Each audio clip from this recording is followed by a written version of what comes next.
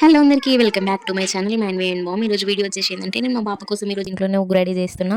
ఇంకా దీనికోసం కావాల్సిన ఇంగ్రీడియంట్స్ అయితే ఒక 2 గ్లాసెస్ బియ్యం తీసుకోవాలి. ఫస్ట్ తీసుకొని మంచిగా కడుక్కొని పక్కన పెట్టుకోవాలి. తర్వాత మినపప్పు, శనగపప్పు, కందిపప్పు 3 తీసుకొని మంచిగా కడుక్కొని పక్కన పెట్టుకోవాలి. అవి కూడా ఒక 3-4 అవర్స్ నానాలి.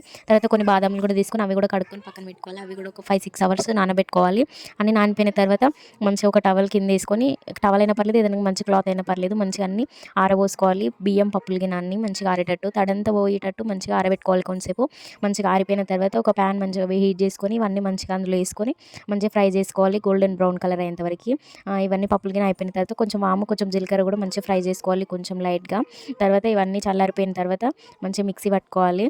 బాగా మెత్తగా కాకుండా బరకగా పట్టుకోవాలి. ఇంకా బాగా చిన్నపిల్లలు అయితే మెత్తగా పట్టేసుకోవాలి. ఒక 6 మంత్స్ 7 మంత్స్ వాళ్ళు అయితే మెత్తగా పట్టేసుకోవాలి. మా పాప కొంచెం పెద్దది కాబట్టి నేను కొంచెం బరకగానే పట్టేస్తున్నా. తర్వాత ఇది ఉడకబెట్టుకోవాలంటే ఫస్ట్ మంచిగా ఒక గిన్నెలో వాటర్ తీసుకొని 2 గ్లాసెస్ వాటర్ తీసుకొని ఆ వాటర్ని ఒక 5 మినిట్స్ మంచిగా మరిగించుకోవాలి. తర్వాత ఒక బౌల్ తీసుకొని మనం చేసుకున్న ఉగ్గు 2 స్పూన్స్ వేసుకోవాలి. తర్వాత మంచిగా వాటర్ పోసి ఉండలు లేకుండా కలుపుకొని ఆ మసులుతున్న వాటర్లో వేసుకోవాలి. వాటర్ మసులుతున్నప్పుడు చిటికెడంత సాల్ట్ అయినా టేస్ట్ బాగుంటుంది. తర్వాత మనం కలిపేసుకున్న ఉగ్గు అందులో వేసేసేయాలి. తర్వాత అది సగం ఉడికినాక నెయ్యి వేసుకోవాలి. ఇంకా ఈ కన్సిస్టెన్సీ వస్తే చాలు. ఇంట్లో ఈజీగా ఇలా ఉగ్గు తయారు చేసుకోవచ్చు. వీడియో నచ్చితే లైక్ చేయండి, షేర్ చేయండి, సబ్స్క్రైబ్ చేసుకోండి.